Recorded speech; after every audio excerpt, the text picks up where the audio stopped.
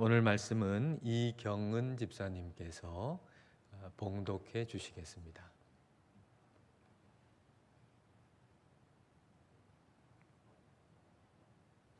오늘 우리에게 주시는 하나님의 말씀은 누가복음 11장 5절에서 13절 말씀입니다. 하나님의 말씀을 경청하십시오. 또 이르시되 너희 중에 누가 벗이 있는데 밤중에 그에게 가서 말하기를 벗이여 떡 세 덩이를 내게 구워달라. 내 벗이 여행 중에 내게 왔으나 내가 먹일 것이 없노라 하면 그가 안에서 대답하여 이르되 나를 괴롭게 하지 말라. 문이 이미 닫혔고 아이들이 나와 함께 침실에 누웠으니 일어나 내게 줄 수가 없노라 하겠느냐. 내가 너에게 말하노니 비록 벗됨으로 인하여서는 일어나서 주지 아니할지라도 그 간청함을 인하여 일어나 그 요구대로 주리라. 내가 또 너희에게 이르노니 구하라 그러면 너희에게 주실 것이요 찾으라 그러면 찾아낼 것이요 문을 두드리라 그러면 너희에게 열릴 것이니 구하는 이마다 받을 것이요 찾는 이는 찾아낼 것이요 두드리는 이에게는 열릴 것이니라. 너희 중에 아버지 된 자로서 누가 아들이 생선을 달라 하는데 생선 대신에 뱀을 주며 알을 달라 하는데 정갈을 주겠느냐. 너희가 알할지라도 좋은 것을 자식에게 줄 줄 알거든. 하물며 너희 하늘 아버지께서 구하는 자에게 성령을 주시지 않겠느냐 하시니라. 아멘. 아멘. 지난 주간 여러분의 기도 생활은 어떠셨습니까? 주님께서 가르쳐 주신 기도가 여러분의 일상의 간절한 기도가 되셨습니까? 하루 이틀 그렇게 기도하다가 다시 이전의 기도의 습관으로 돌아간 것은 아닙니까? 오늘 주시는 말씀을 통해서 다시 한번 우리의 기도가 새롭게 되기를 원합니다. 자, 오늘 본문 5절과 6절 말씀을 보겠습니다. 또 이르시되 너희 중에 누가 벗이 있는데 밤중에 그에게 가서 말하기를 벗이여 떡 세 덩이를 내게 구워달라. 내 벗이 여행 중에 내게 왔으나 내가 먹일 것이 없노라 하면.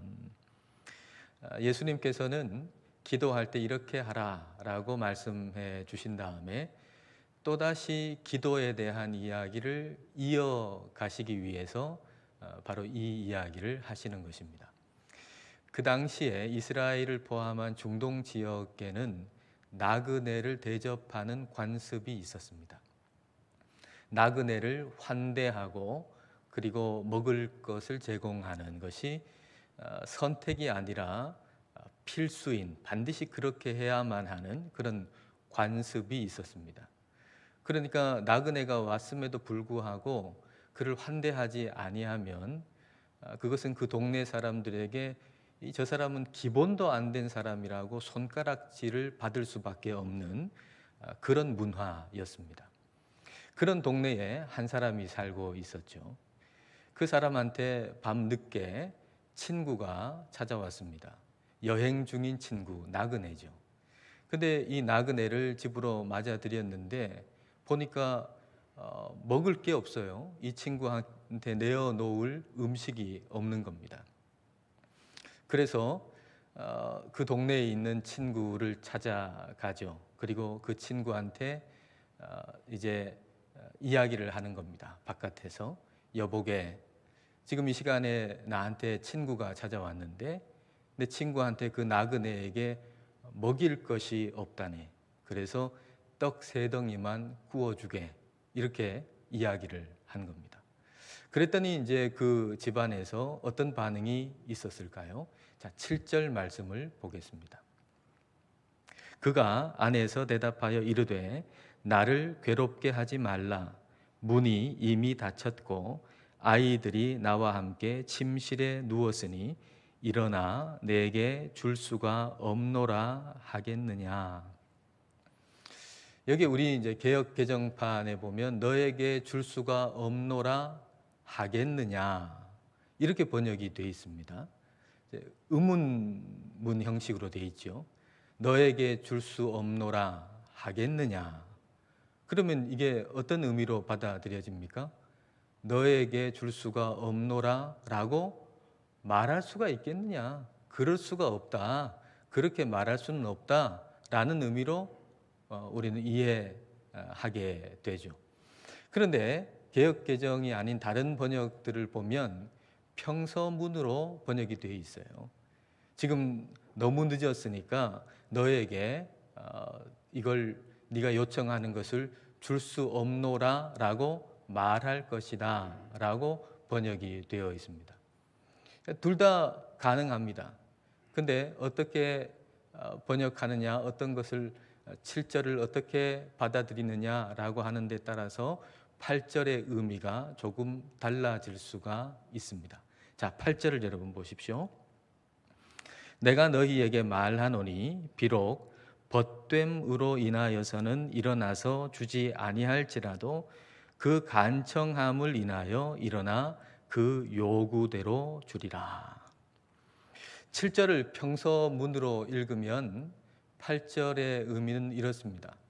왜 이렇게 밤늦게 와가지고 나를 귀찮게 하냐? 네가 요청하는 것을 내가 줄 수가 없다. 이렇게 말을 한 거죠. 그래도 이 사람은 끝까지 포기하지 않고 계속 간청합니다. 나그네한테, 내 친구한테 줄 떡 3덩이를 달라고 계속해서 간청하는 겁니다. 그러니까 그 친구가 어쩔 수 없이 이제 떡 3덩이를 구워주는 거예요. 그러니까 그것은 벗됨으로 인해서 친구이기 때문이 아니고 이 사람이 너무나도 끈질기게 간청을 하니까 들어주게 된 거죠. 이렇게 보면 8절의 의미는 끈질기게 구하라라는 의미가 됩니다. 기도에 대한 거니까 이렇게 의미를 보면 8절의 의미는 예수님께서 너희 기도할 때 끈질기게 기도해라 라고 하는 의미가 됩니다. 그런데 7절의 말씀을 의문문으로 우리가 읽는다 그러면 8절의 의미는 이런 의미가 되는 거죠. 왜 밤늦게 와가지고 날 귀찮게 하냐? 네가 요구하는 거 나 들어줄 수 없다라고 하겠느냐? 그럴 수 없다는 얘기죠. 그 이유는 뭐겠습니까? 만약 그렇게 한다면 이 사람이 요청하는 거 떡 3덩이, 나그네를 위한 떡 3덩이를 달라고 하는데 그걸 요청을 거부하면 이제 아침이 밝아서 동네 사람들이 다 알게 되면 이거는 굉장히 수치스러운 일이에요. 너는 기본도 안 된 사람이다라고 손가락질 받을 수밖에 없는 일이죠. 부끄러움을 당할 수밖에 없는 일이에요. 그래서 부끄러움을 당하지 않기 위해서라도 이 사람이 친구이기 때문이 아니고 내가 부끄러움을 당하지 않기 위해서라도 그가 요청한 떡 3덩이를 꿔줄 수밖에 없다라고 하는 얘기가 되는 겁니다. 8절 말씀에 간청함이라고 번역된 이 단어의 헬라어의 이 기본적인 뜻이 부끄러움 없음이라는 뜻이거든요. 부끄러움 없음. 그러니까 이 사람은 부끄러움이 없는 걸 지금 요청하고 있는 겁니다. 부끄러움이 없다라고 하는 건 뻔뻔하다는 얘기가 아니에요. 말 그대로 부끄러움이 없는 거예요. 모든 동네 사람들이 인정하는 거예요. 나그네가 찾아와서 나그네를 위해서 먹을 걸 제공하기 위해서 지금 뭔가 친구를 찾아가서 먹을 걸 구한다라고 하는 것은 동네 사람들이 다 옳은 일이라고 인정하는 일이에요. 부끄러움이 없는 일이에요. 오히려 그걸 요청할 때 그 요청을 받아주지 아니하면 늦은 시간이니까 돌아가라고 그렇게 요청을 받아들여지지 아니하면 그 사람이 오히려 부끄러움을 당하는 일이에요. 그러니까 이렇게 보면 8절의 의미는 예수님이 이렇게 얘기하시는 거죠. 부끄러움이 없는 것을 구해라. 부끄럽지 않은 것을 기도해라 라는 의미가 되는 겁니다. 자, 이거 두 가지를 한번 종합해 볼까요?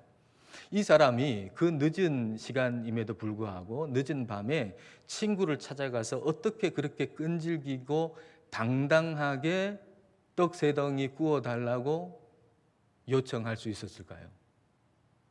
그것은 부끄럽지 않은 일이었기 때문입니다. 내 욕심을 따라서 한 일도 아니고 부끄럽지 않은 일, 그 동네 모든 사람들이 옳다고 인정하는 일, 부끄럽지 않은 일을 요청하는 것이기 때문에 당당하게 끈질기게 요청할 수가 있었던 겁니다. 그러니까 예수님께서 이 이야기를 통해서 말씀하시는 건 이거죠. 부끄럽지 않은 일을 끈질기게 기도해라. 너희는 부끄럽지 않은 일을 끈질기게 끝까지 기도해라. 그러니까 예수님께서 말씀하시는 것은 너희의 세상적인 욕망, 욕심을 따라서 기도할 때 끈질기게 기도하면 네가 원하는 거 다 이루어진다. 이 얘기를 하시는 게 아니에요. 부끄럽지 않은 걸 기도해라. 근데 우리는 부끄럽지 않은 걸 기도하면 한 번 딱 요청한 다음에 내가 부끄럽지 않은 걸 요청했는데 왜 두 번, 세 번 요청해? 한 번 요구하고 말지, 그리고 한 번 하고 말거든요. 그것도 아니라는 거예요. 부끄럽지 않은 걸 요청하고 요구하고 간구하되 끝까지 끈질기게 기도해라 라고 하는 걸 말씀하시는 겁니다. 어느 과학자의 글을 읽다 보니까 티핑 포인트라고 하는 얘기를 하더라고요. 티핑 포인트라고 하는 것이 이제 작은 변화들이 일정 시간 동안 계속 쌓이다가 그러다가 이제 작은 변화 하나만 더 해지면은 엄청난 변화, 엄청난 영향을 끼치게 되는 바로 그 단계, 그걸 티핑 포인트라고 한답니다. 그러니까 예를 들면은 이제 물이 99도에서 100도가 될 때에 그 1도가 티핑 포인트인 거예요. 100도에 끓잖아요. 50도에서 51도 될 때에 1도하고 99도에서 100도가 될 때의 1도가 같은 1도지만 같은 1도가 아니잖아요. 50도에서 51도가 될 때는 변화가 없어요. 큰 영향이 안 보여요. 그런데 99도에서 100도가 될 때 그 1도는 물을 끓게 하는 엄청난 변화가 일어나게 하는 그 1도죠. 그걸 티핑 포인트라고 한답니다. 나아만 장군이 나병이 들어가지고 엘리사를 찾아왔잖아요. 엘리사가 요단강에 가가지고 7번 씻어라. 그러면 나을 것이다. 그렇게 말해줬잖아요. 근데 만약에 이 나아만이 요단강에 가가지고 한 번 몸을 씻고 나오면 7분의 1만큼 몸이 깨끗해지고 두 번 몸을 씻고 나오면 7분의 2만큼 몸이 깨끗해지면 7번 요단강에서 씻는 것 그거 어렵지 않을 겁니다. 근데 5번 씻어도 6번 씻어도 아무런 변화가 없어요. 아무런 변화가. 7번째 요단강 물에 들어가서 씻고 나올 때 어린아이 살같이 깨끗하게 된 것입니다. 이게 7번째, 나아만에게는 7번째 요단강에서 씻고 나오는 것이 그게 나아만에게는 티핑 포인트였던 거죠. 5번 씻어보고 6번 씻어보고 안 된다 그래가지고 아무 소용없네 해도 안 되네. 그렇게 하고 그만두면 그동안 쌓아뒀던 했던 모든 행위들이 다 의미가 없어지는 겁니다. 티핑 포인트까지 가야 그래야 뭔가 놀라운 일이 일어나는 거예요. 여러분 우리의 기도도 마찬가지입니다. 우리의 기도도 티핑 포인트가 있어요. 우리의 기도도 티핑 포인트까지 가야 돼요. 근데 티핑 포인트가 언제인지 우리는 몰라요. 그래서 우리는 끈질기게 기도해야 되는 거예요. 포기하지 않고 기도해야 되는 거예요. 뭐를요? 부끄럽지 않은 것을. 내가 내 인간적인 욕망과 욕심으로 구하고 기도하는 것은 조금만 정신 차리고 보면 부끄러워집니다. 내가 뭐 그런 것을 구했을까? 내 욕심을 따라서. 내 욕심을 따라서 그런 걸 내가 기도했을까? 조금만 시간 지나고 조금만 정신 차려보면 내 욕망과 욕심으로 구한 건 다 부끄러운 것임을 알게 돼요. 부끄럽지 않은 걸 구해야 돼요. 부끄럽지 않은 게 뭡니까? 부끄럽지 않은 것은 우리 주님께서 기도하라고 가르쳐 주신 것, 이거야말로 부끄럽지 않은 거죠. 우리 주님께서 우리한테 이거 기도해라 라고 가르쳐 주셨는데 우리가 그걸 가지고 하나님께 기도했는데 하나님이 들어주시지 않는다면 하나님이 부끄러움을 당할 수밖에 없을 겁니다. 그래서 부끄럽지 않은 것으로 우리가 기도하면 반드시 하나님께서 그것을 응답해 주시는 겁니다. 그래서 9절 말씀을 우리는 이렇게 읽을 수가 있어요. 자, 9절 말씀 볼까요? 앞에 있는 내용을 가지고서 목적어를 넣는다면 이렇게 넣어서 읽을 수 있을 겁니다. 내가, 예수님이죠. 내가 또 너희에게 이르노니 내가 기도하라고 가르쳐 준 것을 구하라. 그러면 너희에게 주실 것이요. 내가 기도하라고 가르쳐 준 것을 찾으라.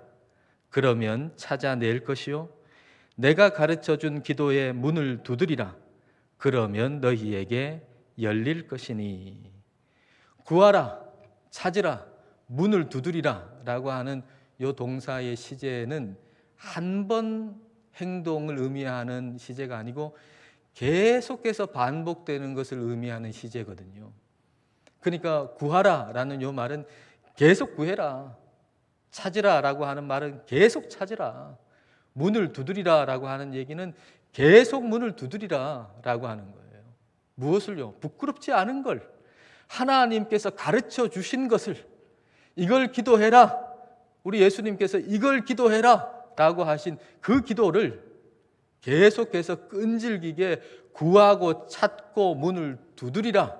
그러면 너희가 얻을 것이다, 찾아낼 것이다, 열릴 것이다 라고 말씀하는 거예요. 그 주님께서 가르쳐 주신 기도의 핵심을 하나님의 나라라고 본다면 10절 말씀은 또 이렇게 읽을 수가 있어요. 하나님의 나라를 구하는 이마다 받을 것이요, 하나님의 나라를 찾는 이는 찾아낼 것이요, 하나님의 나라를 두드리는 이에게는 열릴 것이니라. 하나님의 나라를 구하고 하나님의 나라를 찾고 하나님 나라의 문을 두드리라 라고 말씀하시는 거예요. 우리 주님께서 마태복음 6장에서도 너희가 먼저 하나님의 나라를 구하라고 하시잖아요. 너희가 먼저 하나님의 나라를 기도해라. 그러면 이 모든 것을 너희에게 더할 것이다 라고 말씀하시지 않았습니까? 그러니까 우리 주님께서 이 모든 걸 너희에게 더하신다 약속하셨으니까 그건 우리가 믿고 그럼 믿으면 되는 거고, 우리 주님께서 기도하라고 하신 걸 기도해야 되는 거죠. 하나님의 나라를 구해라, 하나님의 나라를 기도해라 라고 했으니까 우리가 기도할 것은 하나님의 나라를 위해서 기도하는 거예요. 하나님의 나라가 뭡니까? 하나님의 통치 아닙니까? 하나님이 전부가 되시는 거죠. 하나님 없으면 아무것도 안 되는 나라, 이게 하나님의 나라입니다. 이 자본주의, 우리가 자본주의 사회에서 살잖아요. 이 자본주의를 돈의 나라다 이렇게 한번 생각해 보신다면, 표현해 보신다면, 돈의 나라는 뭡니까? 돈 없으면 아무것도 안 되는 나라잖아요. 정치, 경제, 문화, 모든 것이 돈 없으면 아무것도 안 돼요. 돈이 있어야 돼요. 이게 돈의 나라예요. 그렇듯이 하나님의 나라라고 하는 것은 하나님 없으면 아무것도 안 되는 거예요. 하나님 없으면. 그 하나님의 나라가 지금은 보이지 않게 우리의 마음 가운데 임해요. 여러분 마음 가운데 임해요. 근데 하나님의 나라가 내 마음 가운데 임했는데 이 사회에는 별 크게 영향을 끼치지 않는 것 같아요. 별로 크게 변화가 되지 않는 것처럼 보여요. 여러분 하나님의 나라도 티핑 포인트가 있어요. 지금은 한 사람 한 사람에게 하나님 나라가 임하고 있는데 이게 이 사회, 이 나라에는 별 크게 영향을 끼치지 못하는 것처럼 보여요. 그러나 하나님의 나라가 한 사람에게 임하고 또 한 사람에게 임하고 한 민족에게 임하고 또 다른 민족에게 임하고 그렇게 한 사람 한 사람 한 민족 한 민족에게 임하다가 어느 한 민족에게 하나님 나라가 임하고 어느 한 사람에게 하나님 나라가 임할 때 그게 티핑 포인트가 돼서 우리 주님께서 이 땅에 오신다고요. 그러면 우리 주님께서 다시 이 땅에 오실 때에 이루어지는 하나님 나라는 실질적이고 구체적인 나라예요. 말 그대로 정치와 경제와 문화가 우리 하나님 없이는 하나도 이루어지지 않는 나라가 되는 거예요. 지금은 돈 없으면 안 되는 나라지만 하나님 나라가 이 땅에 이루어지면 그러면 그거는 말 그대로 실질적이고 구체적으로 하나님 없이는 정치도 안 돌아가고 하나님 없이는 경제도 안 돌아가고 하나님 없이는 아무런 문화도 존재할 수 없는 그런 나라가 임한단 말이에요. 그러므로 우리가 구해야 할 것이 무엇인가? 바로 이 하나님 나라를 위해서 우리는 기도해야 한다는 겁니다. 이 하나님의 나라는 하나님의 영이 가득한 나라거든요. 그래서 하나님 나라를 구하면 성령을 주신다고 약속하신 겁니다. 자, 11절부터 13절까지 말씀입니다. 너희 중에 아버지 된 자로서 누가 아들이 생선을 달라 하는데 생선 대신에 뱀을 주며 알을 달라 하는데 전갈을 주겠느냐? 너희가 악할지라도 좋은 것을 자식에게 줄 알거든 하물며 너희 하늘 아버지께서 구하는 자에게 성령을 주시지 않겠느냐 하시니라. 비록 악한 사람도 아버지이면 자식한테 좋은 걸 줄 아는데 하늘 아버지인 우리 하나님께서 우리에게 좋은 걸 주시지 않겠느냐는 거예요. 그 좋은 게 뭡니까? 성령이죠. 그러니까 너희는 좋은 걸 구해라. 너희는 성령을 구해라 라고 하시는 말씀입니다. 여러분, 우리는 좋은 것, 나쁜 것을 잘 분별합니까?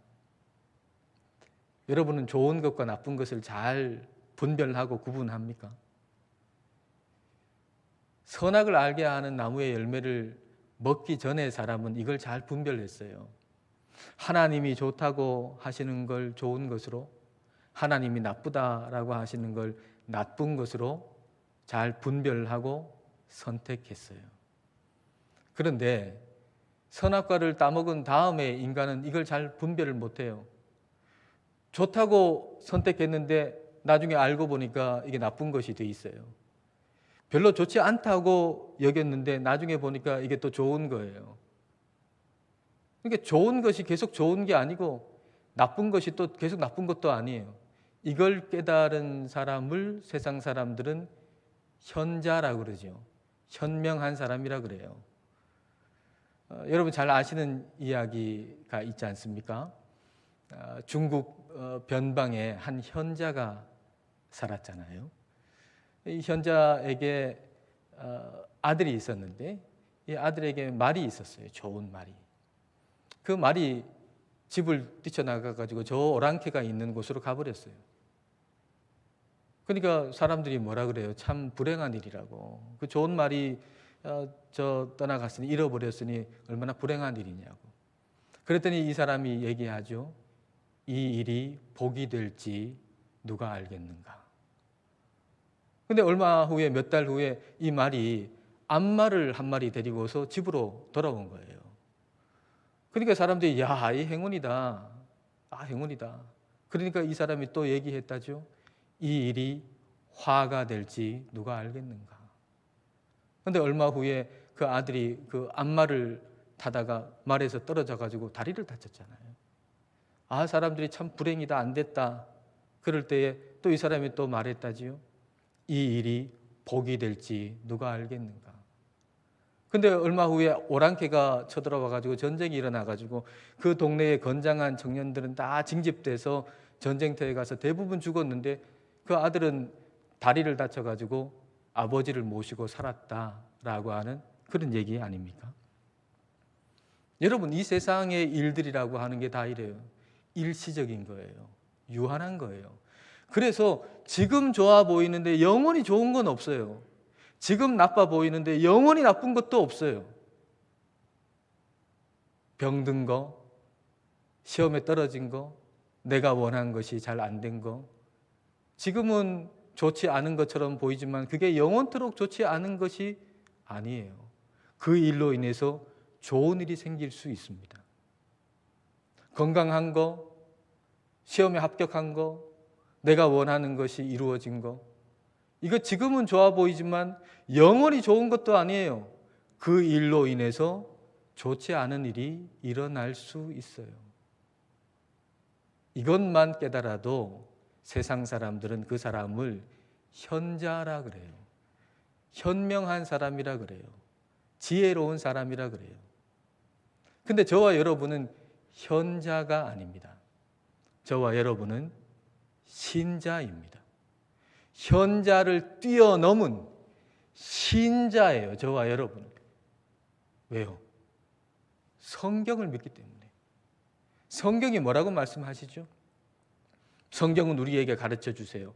영원한 게 뭔지, 진짜 좋은 게 뭔지, 우리의 인생 가운데 끝까지 붙들고 간구하고 구하고 기도해야 할 것이 무엇인지 성경은 우리에게 가르쳐 주신다고요. 그래서 저와 여러분은 현자가 아니고 신자예요. 그러므로 저와 여러분은 일시적이고 유한한 것 달라고 기도하느라 시간을 낭비해서는 안 됩니다. 지금 좋아 보이지만 결국은 좋지 않게 될 걸 간절하게 구한다고 하면 그건 어리석은 것이 될 겁니다. 지금 좋아 보이지 않지만 결국에는 좋아지게 될 것, 거기서 빨리 빠져나오게만 기도하는 것도 어리석은 것이 될 겁니다.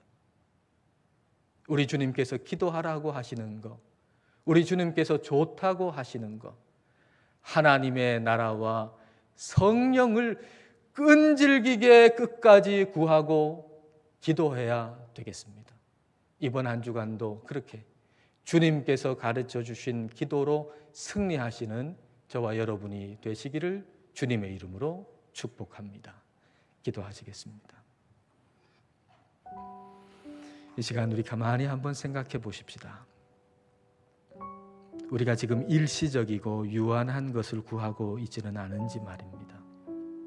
또는 내 욕망과 욕심으로 구하는 것은 아닌지 말입니다. 우리의 기도를 새롭게 해달라고 기도하십시다. 주님께서 기도하라고 하시는 것, 주님께서 좋다고 하시는 것, 하나님의 나라와 성령을 기도의 티핑 포인트에 이르기까지 기도하게 해달라고 이 시간 우리 함께 기도하시겠습니다.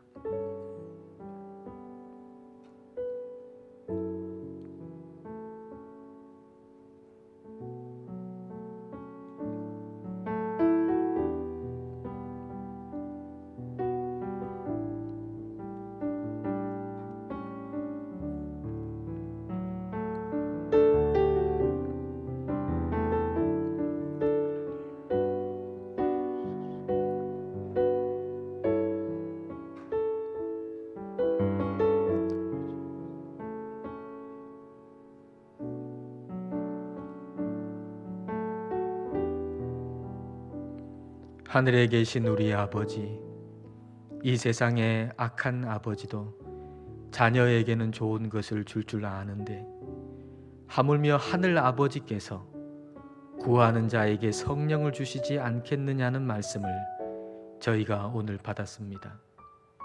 결국은 좋지 않은 것이 될, 그러나 지금 좋아 보이는 것을 구하느라 시간을 낭비하지 않게 하여 주옵소서. 결국은 좋은 것이 될, 그러나 지금은 좋지 않게 보이는 것을 빨리 피하게 해달라고 구하느라 오늘을 살지 못하는 일이 없게 하옵소서. 주님께서 기도하라고 하시는 것, 주님께서 좋다고 하시는 것, 하나님의 나라와 성령을 구하되 포기하지 않고 끝까지 기도하는 저희 모두가 되게 하여 주옵소서. 예수님 이름으로 기도드립니다. 아멘.